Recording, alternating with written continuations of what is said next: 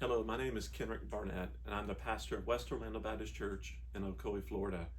I'm originally from Texas, Mansfield, Texas, and while there, God called me to the ministry, and the church that I grew up in was Pleasant View Baptist Church in Arlington, Texas, which had a very close affiliation with Arlington Baptist College.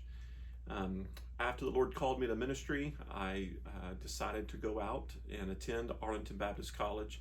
And while I was there, I began to hear about a man named Dr. Meyer. And students would talk about him, some of the educators would talk about him, and just had an absolutely incredible reputation of a man who was starting many churches, who loved young pastors, and truly just invested into the lives of missionaries. So throughout my time there at Arlington Baptist College, I heard a lot and developed an opinion about Dr. Meyer and just a great respect for him before I ever met him. And then in 1998, the Lord called me to Orlando, Florida.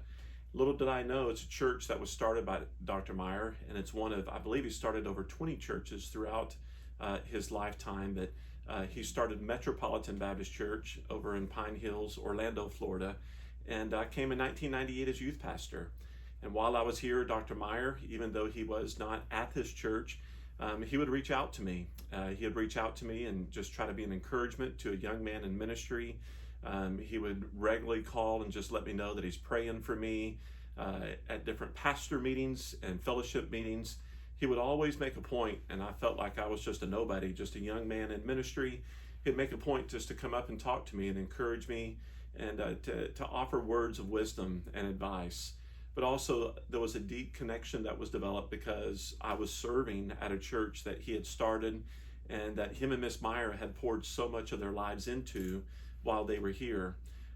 Going back through several years of ministry here at West Orlando Baptist Church, I actually became the pastor in 2007.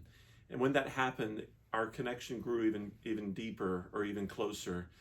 They took even a greater interest in me, a greater just concern, and regularly just calling, checking up, and again, just offering advice, and just showing very deep appreciation for serving the Lord, but also just loving the people here at West Orlando Baptist Church, because even though they had been separated by miles in time, there was still a great concern for the church here. As I think of Dr. Meyer, and just reflect on his life, I can't even begin to imagine or speculate how many people's lives that he touched directly, that he would go and encourage them as young preachers, or if missionaries that would come back on furlough or on deputation. One last thing I'd like to share is just when he started this church, he started it with the theme verse of Acts 20:20. The first part of that verse, Paul says to the church of Ephesus that he held nothing back that was profitable unto them. I believe that verse truly could describe Dr. Meyer's life.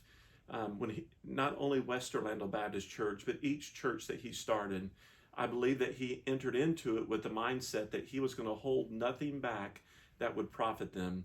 But not only while he served as pastor, but even after they moved away and God called them other places, he still loved each of those works and all of God's people so much that he did not want to hold anything back that would profit them.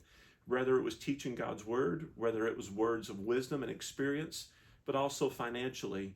I believe that not only did he do this, hold nothing back locally here in America, but I believe that he also practiced this when it comes to world evangelization.